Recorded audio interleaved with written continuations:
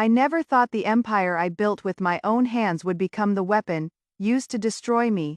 My name is Elena Rodriguez, and this is the story of how I lost everything I created, only to discover that the foundation I laid was stronger than any betrayal. 10 years ago, when I first met Marcus Thompson at that networking event in downtown Chicago, I thought I had found my perfect match, not just romantically, but professionally. He was charming, ambitious, and seemed to share my vision for revolutionary software solutions. What I didn't know was that behind his warm smile lay the cold calculation of a man who saw opportunity in my success.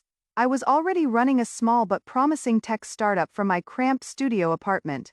My software, an innovative customer relationship management system, was gaining traction with small businesses across the Midwest. The late nights, the ramen dinners, the rejection emails from investors, I had weathered them all with determination. My company, originally called Rodriguez Solutions, was my baby, my dream, my life's work. Marcus appeared at exactly the right moment. He had an MBA from Northwestern, connections in the corporate world, and most importantly, access to the capital I desperately needed to scale. When he proposed merging our resources to create something bigger, I was thrilled. We would be partners in every sense of the word. The wedding was small, but elegant. Marcus insisted we keep it intimate, just our families and a few close friends.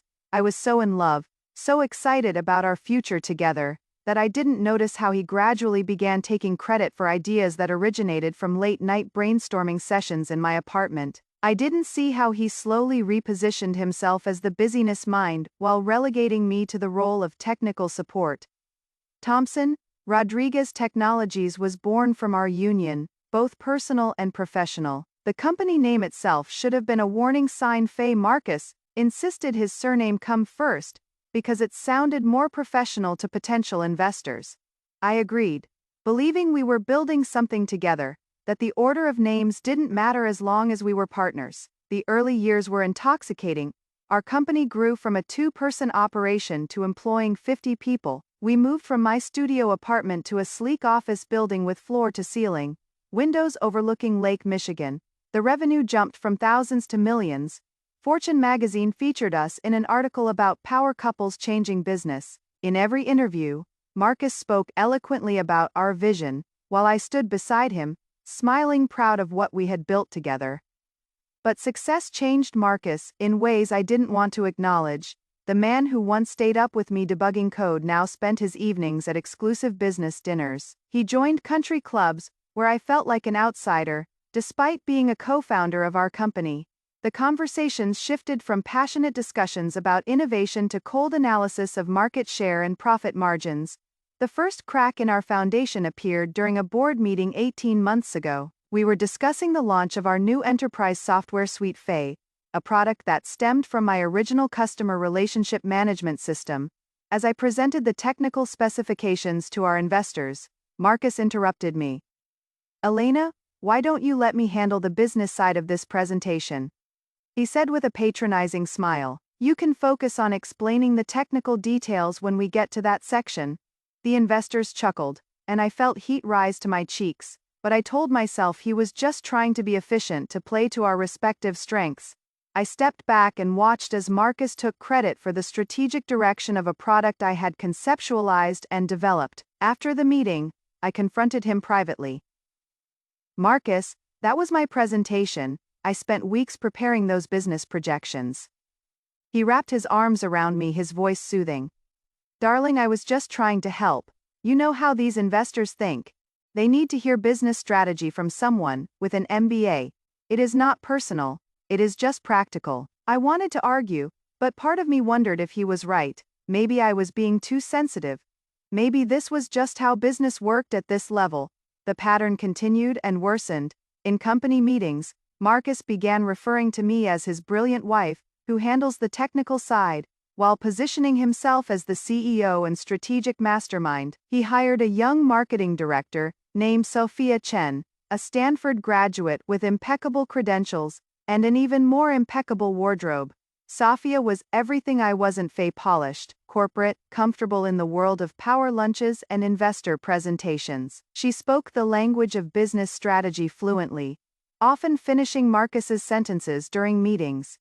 I told myself I was imagining the lingering glances between them, the private conversations that stopped when I entered the room. My role in the company began to feel increasingly marginalized. Marcus started making major decisions without consulting me, justifying it by saying I was too focused on product development to worry about business strategy. When I protested, he would remind me that his business degree and investor relationships were crucial to our continued success.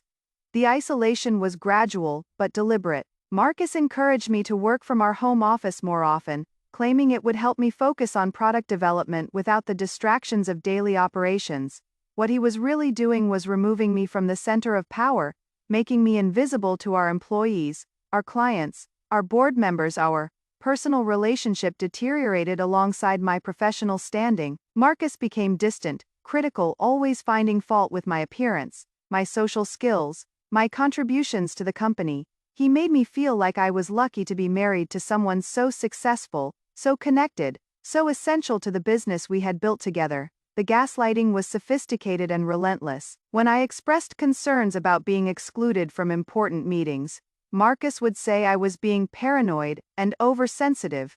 When I questioned his late nights at the office, he would accuse me of being jealous and unprofessional. When I suggested we review our company partnership agreement, he would act hurt and betrayed, asking why I didn't trust him after everything he had done for our business. I began to doubt myself, my instincts, my worth. The confident entrepreneur, who had built a company from nothing, became a shadow of her former self, grateful for whatever scraps of involvement Marcus allowed me to have in the business that bore both our names. The end began with a phone call on a Tuesday morning in November. I was in our home office, working on security updates for our flagship software when my phone rang. The caller ID showed the name of our company's head of legal affairs. "Elena, I need you to come to the office immediately," David Kim said, his usually calm voice tight with tension. "Don't call Marcus. Just come." My hands started shaking before I even knew why. David had been with our company since the early days, one of the few people who remembered when I was an equal partner, rather than Marcus's technical assistant. If he was calling me secretly, something was very wrong. I drove to the office with my heart pounding, trying to imagine what crisis could be so severe that our lawyer would bypass my husband to contact me directly. The elevator ride to the 40th floor felt endless. When I reached David's office, I found him pacing behind his desk, his face grave. "Elena, sit down," he said, gesturing to the chair across from his desk. "What I am about to tell you is going to be difficult to hear." He slid a thick folder across the desk to me. Inside were bank statements, transfer records, and legal documents that made my blood run cold. Marcus had been systematically moving company assets into accounts that I couldn't access. Millions of dollars in revenue, intellectual property rights, even the trademark for our company name had been quietly transferred to entities controlled solely by him. "This gets worse," David continued, pulling out another set of documents. "Marcus has been meeting with investors about selling the company. He has been presenting the deal as if he is the sole owner and founder." My voice came out as a whisper. "How is that possible? I am on all the founding documents." David's expression was pained. "That is just it, Elena. I've been reviewing our corporate filings, and somehow your name has been removed from most of the key ownership documents. The paperwork shows you as an employee, not a founder."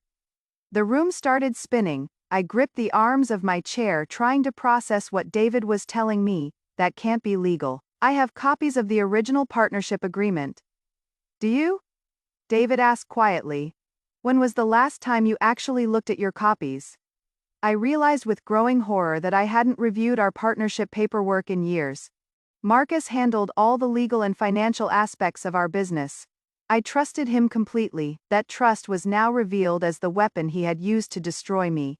David continued explaining the scope of Marcus's betrayal. Our joint business accounts had been emptied and transferred to companies registered in Delaware and Nevada, states with favorable corporate privacy laws. The intellectual property I had developed was now registered under these shell companies. Even our office lease had been transferred out of my name.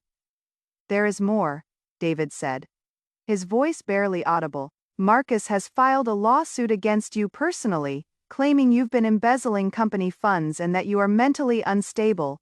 He is seeking a restraining order to prevent you from accessing company premises or assets. I felt like I was falling into a dark pit with no bottom. Everything I had worked for, everything I had built, was being stolen from me by the man I loved and trusted most in the world. But the worst revelation was yet to come.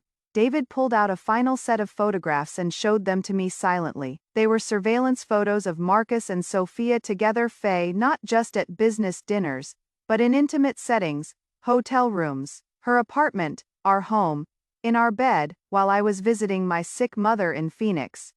How long? I managed to ask. Based on these records, at least 2 years. The financial transfers started around the same time the affair began. I stared at the evidence of my husband's betrayal, trying to reconcile the man in these photos with the person who kissed me goodbye every morning. The realization hit me like a physical blow. This wasn't a sudden decision or a moment of weakness. This was a calculated, long-term plan to steal my life's work and discard me like an obsolete piece of equipment. Elena, David said gently, I have to ask you this directly. Do you have any evidence that you were the original founder of this company? Any documentation that predates your marriage to Marcus? The question hung in the air like a challenge. I thought about my old apartment, my original business records, the early client contracts I had signed as the sole proprietor of Rodriguez Solutions. Most of those documents were stored in boxes in our basement, paperwork I hadn't looked at in years because Marcus always said we needed to focus on the future, not the past. I think so, I said, my voice stronger than I felt. I kept everything from the early days. David leaned forward. Elena, you need to go home right now and secure those documents.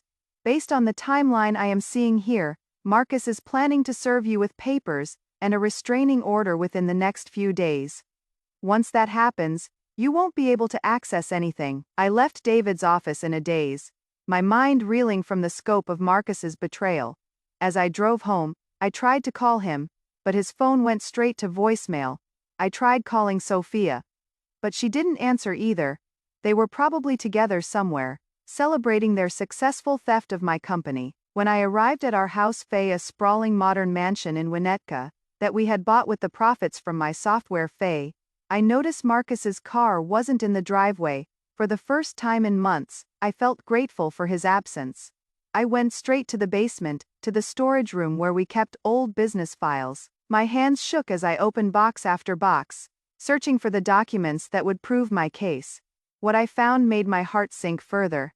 The boxes that should have contained my original business registration, my first client contracts, my initial software copyrights, they were empty. Every single piece of evidence that predated my marriage to Marcus had been removed.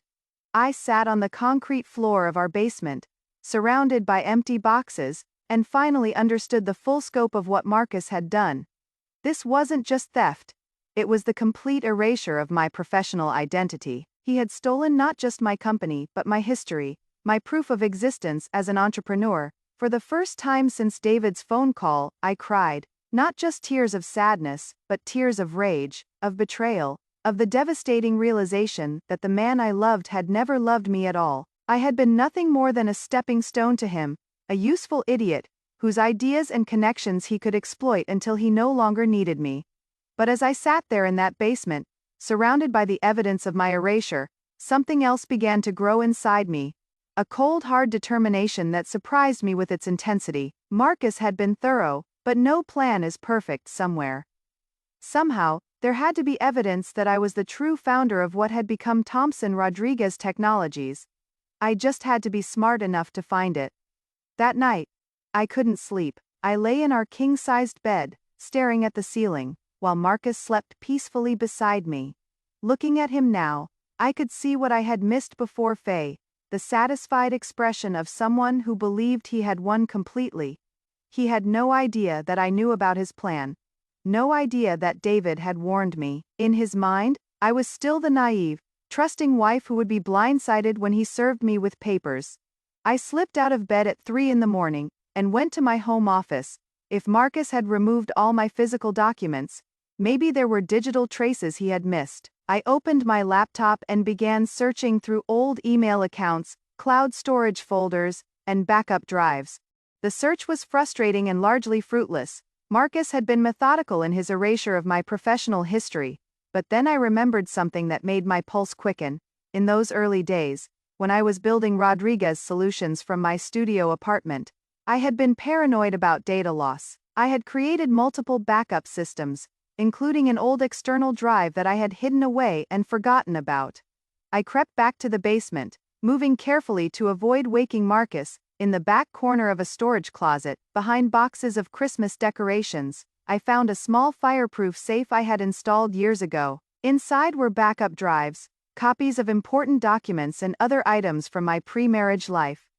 The external drive was ancient by tech standards, but when I connected it to my laptop, it came to life with a soft hum.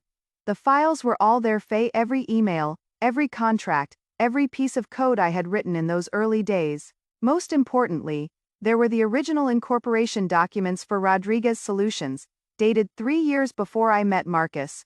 As I scrolled through the files, I found something even more significant: email correspondence with potential investors from those early days, including several who had eventually invested in Thomson Rodriguez Technologies. The emails clearly showed that I had been the one pitching the software concepts, providing technical specifications, and negotiating terms.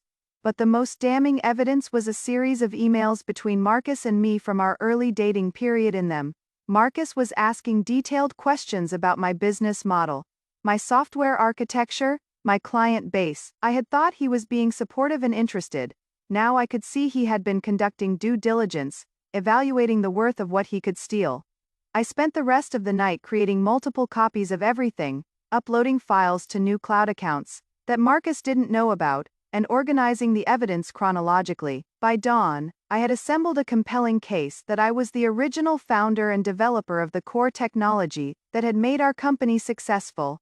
Marcus came downstairs at 7, dressed for another day, at the office that was rightfully mine. He kissed my forehead with lips that had been on Sophia's skin, and told me he would be working late again. I smiled and wished him a good day, my voice steady despite the rage burning in my chest. After he left, I called David, and arranged to meet him at a coffee shop far from our office building. When I showed him what I had found, his eyes lit up with something that looked like hope. "This is good, Elena," he said, scrolling through the documents on my laptop. "This establishes a clear timeline of your ownership and innovation, but we need to be strategic about how we use this information." David explained that Marcus was planning to serve me with papers later that week, probably at the house where I would be most vulnerable and isolated. The lawsuit would paint me as an unstable wife trying to steal from her successful husband's company. The media would probably frame it as a bitter divorce battle, not a case of corporate theft. "We need to get ahead of this," David said. "File our own lawsuit first, establishing your rightful ownership of the company, but more importantly, we need to secure the intellectual property before Marcus can transfer it out of the country." David had discovered that Marcus was planning to sell the company to a consortium of European investors. Once the sale was complete, and the technology was transferred overseas, it would be nearly impossible to recover. We had a narrow window to act. Over the next 2 days, I lived a strange double life. During the day, I played the role of the oblivious wife, maintaining our normal routine while Marcus prepared for my destruction. In the evenings, while he worked late with Sophia, I worked with David and a team of lawyers he had quietly assembled. The legal team was impressive: corporate attorneys, intellectual property specialists, forensic accountants. They worked with the intensity of surgeons, dissecting every aspect of our business structure and Marcus's fraudulent transfers. What they found was even worse than I had initially understood. Marcus hadn't just stolen our company, he had been systematically looting it for years: equipment purchases that were never delivered, consulting fees paid to non-existent companies, salary payments to employees who didn't exist. He had been embezzling millions while positioning me as the fall guy. The attorneys explained our strategy. We would file a comprehensive lawsuit, seeking restoration of my ownership rights, recovery of stolen assets, and damages for fraud and breach of fiduciary duty. Simultaneously, we would seek emergency restraining orders to prevent Marcus from transferring any more assets or completing the sale to the European consortium. "The key," explained Margaret Webb, our lead attorney, "is timing. We need to file everything simultaneously and catch them completely off guard. If Marcus realizes what we're doing, he could accelerate the asset transfers or destroy additional evidence. On Thursday evening, Marcus came home in an unusually good mood. He brought champagne and suggested we have dinner at favorite restaurant. As he talked enthusiastically about a new business opportunity that would require some temporary changes in our arrangement, I realized this was his version of a last meal. He was savoring what he thought would be his final evening with his unsuspecting victim. I played my part perfectly, smiling and nodding, as he spun lies about exciting developments that would ultimately benefit both of us. When he suggested we make love that night, I almost threw up, but I forced myself to go through the motions. Every touch felt like a violation, but I needed him to believe that tomorrow would unfold according to his plan. Friday morning arrived gray and cold. Marcus left for work early, mentioning casually that he might not be home for dinner because of an important board meeting. I knew this was a lie. The board meeting where he planned to finalize the sale to the European investors wasn't scheduled until the following week. He was probably planning to spend the evening with Sophia, celebrating the destruction of my life. At exactly 9 a.m., our legal team swung into action. Margaret filed our lawsuit in federal court, seeking emergency relief and asset protection. Simultaneously, David filed complaints with the Securities and Exchange Commission and the Illinois Attorney General's office. By 10 a.m., investigators were at our company headquarters, serving warrants and freezing bank accounts. I sat in Margaret's office, watching through the conference room windows as our legal strategy unfolded with military precision. My phone started buzzing with calls from Marcus, but Margaret had advised me not to answer. Let him panic, she said. Let him realize that his careful plan was unraveling. At 11:30 a.m., Marcus burst into Margaret's office, his face red with rage and panic. Sophia was with him, looking pale and frightened. Behind them came Marcus's attorney, a man I recognized from our social circle, who specialized in defending wealthy executives against fraud charges. Elena, what the hell do you think you are doing? Marcus shouted. This is insane. You are destroying our company. I looked at him calmly, feeling a strange sense of peace settle over me. For the first time in years, I was exactly where I belonged, in control of my own destiny. I am not destroying our company, Marcus, I said, my voice steady and clear. I am taking back what was always mine. The expression on Marcus's face when he heard those words was something I will never forget. It was the look of a predator realizing that his prey had turned into something dangerous. The confident, controlling man who had systematically dismantled my life suddenly looked smaller, more desperate. Elena, you don't understand what you are doing, he said, trying to regain his composure. This company will collapse without proper leadership. You are being manipulated by lawyers who want to make money off our divorce. Margaret Webb stood up from behind her desk, her presence commanding the room. Mr. Thompson, I suggest you and your attorney review the evidence we've compiled. Your client is facing multiple felony charges for corporate fraud, embezzlement, and theft of intellectual property. Marcus's attorney, William Hayes, looked like he was just beginning to understand the scope of what his client had done. As Margaret handed him a thick folder containing our evidence, I watched Hayes's face grow pale as he scanned the documents. Marcus, Hayes said quietly, we need to talk privately now. But Marcus wasn't ready to retreat. He turned back to me, his voice taking on the manipulative tone I had heard so many times before. Elena, think about what you are doing. We built this company together. Yes, we've had some marital problems, but that doesn't mean you should destroy everything we've created. For a moment, I felt the familiar tug of self-doubt that Marcus had cultivated in me over the years. But then I looked at Sophia, standing behind him in her expensive suit, and remembered the photographs of them together in our bed. I thought about the empty boxes in our basement, the stolen documents, the systematic erasure of my professional identity. We didn't build anything together, Marcus, I said, standing up to face him. I built a company, and you stole it. The only thing we created together was a lie. Over the next few hours, the full extent of Marcus's deception became public. News of our lawsuit spread quickly through Chicago's business community by afternoon. local news stations were running stories about the corporate fraud case involving Thompson, Rodriguez Technologies. The irony wasn't lost on me. The same media attention Marcus had courted to build his reputation was now documenting his downfall. The emergency restraining orders were granted immediately. All company assets were frozen pending investigation. The planned sale to the European consortium was halted. Most devastatingly for Marcus, the court appointed an independent administrator to run the company while our ownership dispute was resolved. But Marcus wasn't finished fighting. Over the next several weeks he and his legal team launched a vicious counterattack. They filed their own lawsuit, claiming I was mentally unstable and had been embezzling company funds. They leaked stories to the press suggesting I was a bitter wife trying to steal my husband's company out of jealousy. The character assassination was brutal and personal. Marcus's attorneys dug up every moment of weakness from our marriage, every time I had deferred to his judgment, every instance where I had allowed him to take credit for my work. They painted a picture of an incompetent woman who had contributed nothing to the company's success, but was now trying to claim ownership through manipulation and lies. The stress was overwhelming. I moved out of our house and into a small apartment, unable to bear living in the space where Marcus had betrayed me so thoroughly. I hired private security after receiving threatening phone calls from anonymous callers who accused me of destroying a successful business out of spite. Some days, I questioned whether I was strong enough to see this through. Marcus had resources, connections, and a team of expensive attorneys. He had cultivated an image as a successful entrepreneur, while I had been invisible for years. Who would believe that the quiet wife was actually the brains behind a multi-million-dollar technology company? But every time I wavered, I remembered what David had told me on that first devastating day.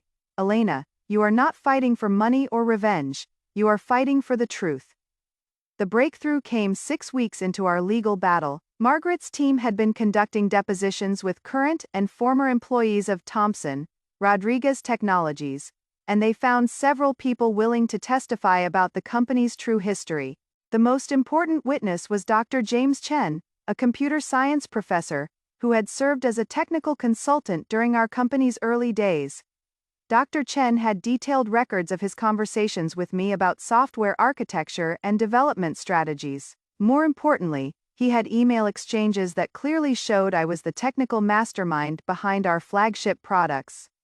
I always wondered why Elena seemed to disappear from the company's public face. Dr. Chen testified during his deposition. In the early days, she was clearly the driving force behind the innovation. Marcus was good at business development, but Elena was the one with the vision and technical expertise.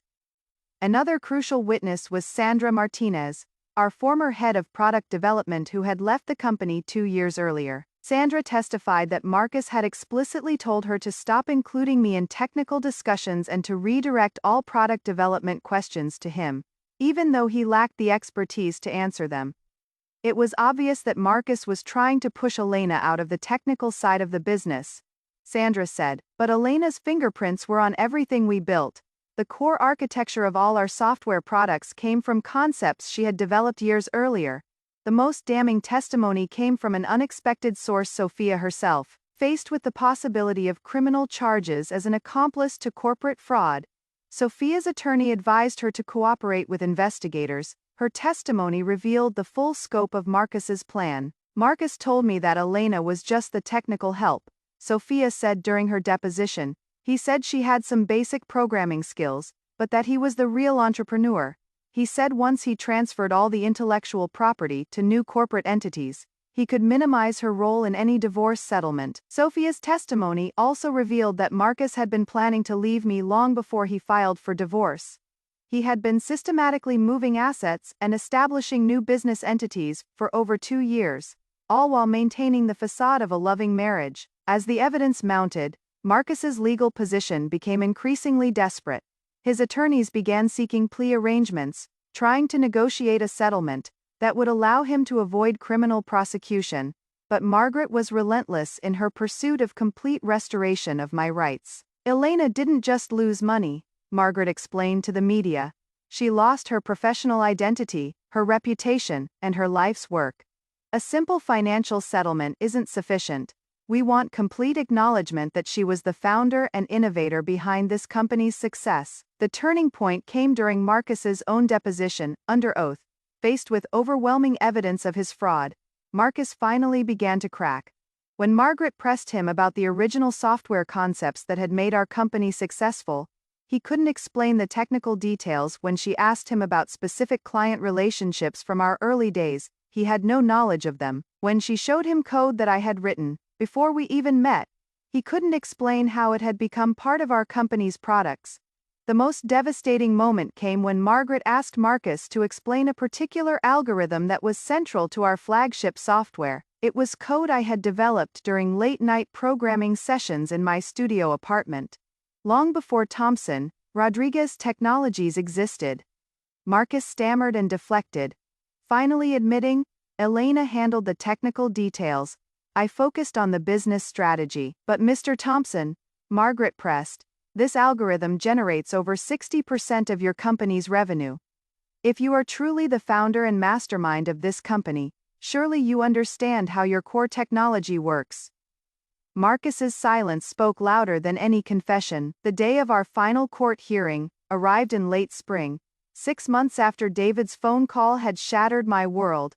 As I walked up the steps of the federal courthouse, I felt a calmness I hadn't experienced in years.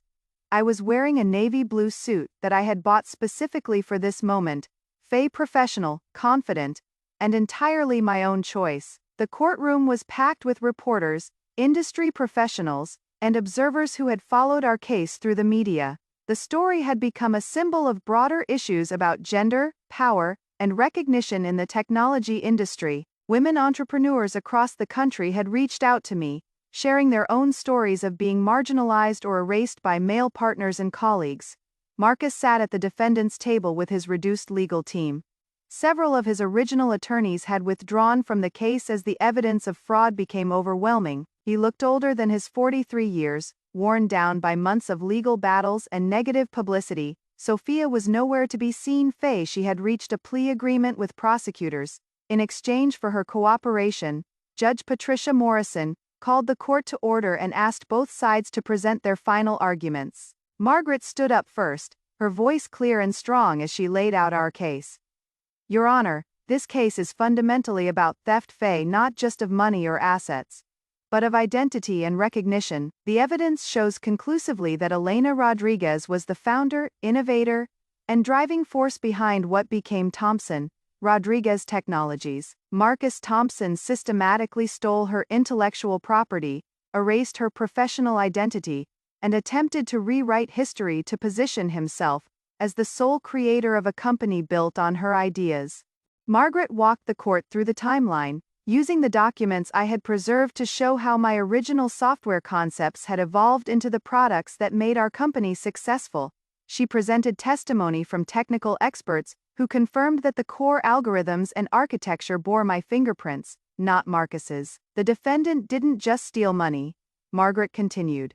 "He stole recognition, opportunity, and years of Miss Rodriguez's professional life. This case demands not just financial restoration, but acknowledgement of the truth that Elena Rodriguez is the rightful owner and founder of this technology company." When Margaret finished, Marcus's attorney stood to present his final defense, but the argument was weak and unconvincing. Without the fabricated evidence Marcus had originally planned to use, his legal team was left trying to argue that financial contribution and business development were equivalent to founding a company, an argument that collapsed under the weight of our evidence. Judge Morrison asked Marcus directly if he wished to make a statement. He stood slowly looking around the courtroom before speaking.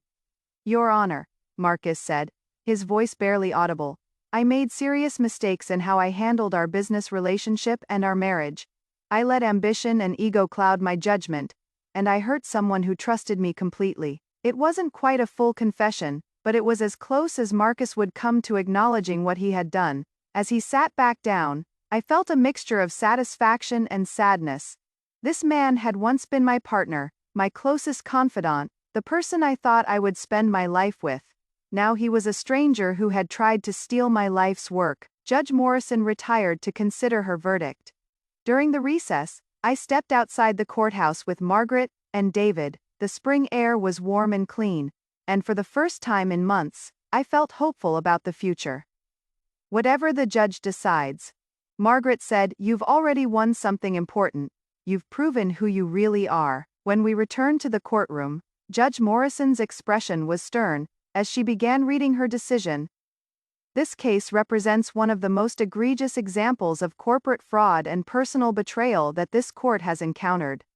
She began, "The evidence shows a systematic effort not just to steal assets, but to erase the professional existence of the true founder of a successful technology company."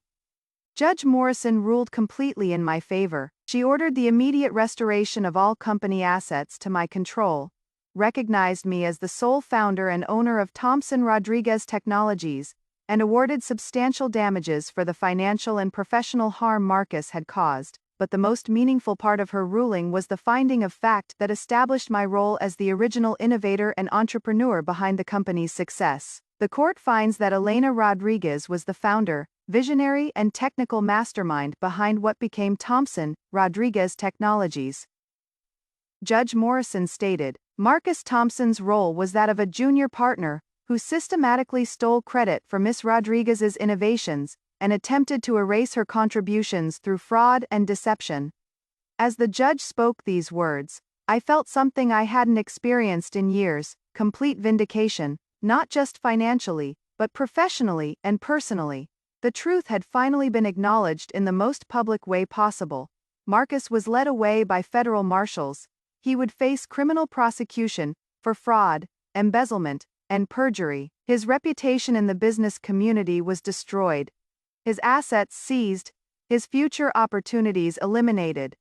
The man who had tried to erase me had erased himself instead. 1 year later, I stood in the conference room of what was now officially called Rodriguez Technologies, looking out at Lake Michigan through the same floor-to-ceiling windows where Marcus had once held court. The view was the same, but everything else had changed. The company was thriving under my leadership, without Marcus's embezzlement and fraudulent schemes. Our profit margins had improved dramatically. I had hired new executives who shared my vision for ethical business practices and innovative technology solutions. Most importantly, I had created a culture where every employee's contributions were recognized and valued. Dr. James Chen had joined our board of directors, bringing his expertise and credibility to our strategic planning. Sandra Martinez had returned as our chief technology officer, eager to work in an environment where technical innovation was truly valued. We had developed 3 new products in the past year, all based on concepts I had been developing before Marcus's betrayal had derailed my focus. The media coverage of our transformation had been overwhelmingly positive. Forbes featured me on their cover with the headline, "The Phoenix Rises: How Elena Rodriguez Reclaimed Her Stolen Empire." Harvard Business Review published a case study about corporate fraud and gender discrimination in the technology industry, using my story as an example of systemic problems and potential solutions. But the most satisfying recognition came from my peers in the industry. I was invited to speak at technology conferences, serve on industry panels, and mentor other women entrepreneurs. The professional identity that Marcus had tried to erase was not just restored but enhanced by my survival of his betrayal. The personal healing took longer than the professional recovery. Trust, once broken so completely, doesn't rebuild overnight. I went through therapy to process the trauma of discovering that the person I loved most had systematically destroyed my life. I learned to recognize the signs of manipulation and gaslighting that I had missed during my marriage. David Kim became more than just my attorney. He became a trusted friend and advisor, who helped me navigate the challenges of rebuilding both my company and my personal life. His integrity and loyalty during the darkest period of my life had meant everything to me. On a quiet evening in autumn, I received an unexpected visitor at my new office. Marcus's former secretary, Janet, appeared at my door carrying a cardboard box. "Miss Rodriguez," she said nervously, "I found these in storage and thought you should have them." Inside the box were the original documents Marcus had stolen from our basement my early business registrations, client contracts and development notes. Marcus had apparently hidden them in his private office, rather than destroying them completely. "I should have given these to you during the investigation," Janet said, tears in her eyes, but I was scared of losing my job. I am so sorry for what he did to you. We all knew it wasn't right, but no one had the courage to speak up. I thanked Janet for bringing me the documents, but told her the apology wasn't necessary. Marcus had created an environment of fear and intimidation that made it difficult for employees to challenge his authority. The courage to stand up to powerful people who abuse their position isn't something everyone possesses, and I didn't blame the people who had been afraid. As I looked through my recovered documents that evening, I found a letter I had written to myself during those early days of building Rodriguez Solutions. In it, I had outlined my vision for creating technology that would help small businesses succeed and grow. I had written about wanting to build a company that valued innovation, integrity, and the contributions of every team member. Reading that letter reminded me why I had become an entrepreneur in the first place. It wasn't about wealth or recognition, though both were important. It was about creating something meaningful, something that would make a positive difference in the world. Marcus had tried to steal not just my company, but my purpose and identity as an entrepreneur. His failure to destroy me completely was his ultimate defeat. Today Rodriguez Technologies employs over 300 people and generates annual revenue of over $50 million. We've been recognized as one of the best places to work in the technology industry, and our products are used by thousands of small businesses across North America. More importantly, I've used my platform to advocate for other women entrepreneurs who face discrimination, marginalization, and theft of their contributions. The Elena Rodriguez Foundation provides legal assistance and mentorship for women whose professional identities have been stolen or erased by unscrupulous partners. Every morning when I walk into my office, I pass a framed quote that I keep on my wall. Success is not just about building something great, it is about surviving the people who try to steal your greatness and continuing to build anyway. Marcus Thompson was sentenced to 8 years in federal prison for corporate fraud and embezzlement. His appeals were unsuccessful, and his requests for early release have been denied. Sometimes, I wonder if he understands the magnitude of what he destroyed, Faye, not just my trust and our marriage, but his own future and reputation. I don't hate him anymore. Hatred is a poison that hurts the person carrying it more than its target, but I also don't forgive him, because forgiveness implies that what he did was forgivable. Some betrayals are too complete, too systematic, too devastating to forgive. What I do feel is gratitude, Faye, not for what Marcus did to me, but for what I discovered about myself in the process of surviving his betrayal. I learned that my strength runs deeper than I had ever imagined, that my ideas and innovations could withstand any attempt to steal or distort them, and that the truth, no matter how long it is buried, will eventually surface. The woman who built Rodriguez Solutions in a studio apartment was still inside me, waiting to emerge from the shadow of Marcus's manipulation. She had been dormant, but never destroyed, silenced but never erased. I am Elena Rodriguez, founder and CEO of Rodriguez Technologies. I am an entrepreneur, an innovator, and a survivor. My story is not about revenge against the man who betrayed me. It is about reclaiming the identity that was always rightfully mine, and building something better than anything he could have imagined. The empire I lost was built on a foundation of lies. The empire I've built now rests on a foundation of truth that makes all the difference. I share this story not for sympathy, but for solidarity with every woman whose contributions have been minimized, whose ideas have been stolen, whose professional identity has been erased by those who were supposed to support them. We are stronger than their attempts to diminish us. We are more resilient than their efforts to destroy us. And we will continue building, creating, and succeeding, regardless of who tries to stop us. Your worth is not determined by who recognizes it. Your contributions are not diminished by who tries to steal credit for them. Your success is not dependent on who believes in you. Build your empire on your own terms, and never let anyone else hold the keys to your professional identity. The truth will always surface, justice will eventually prevail, and the phoenix will always rise from the ashes.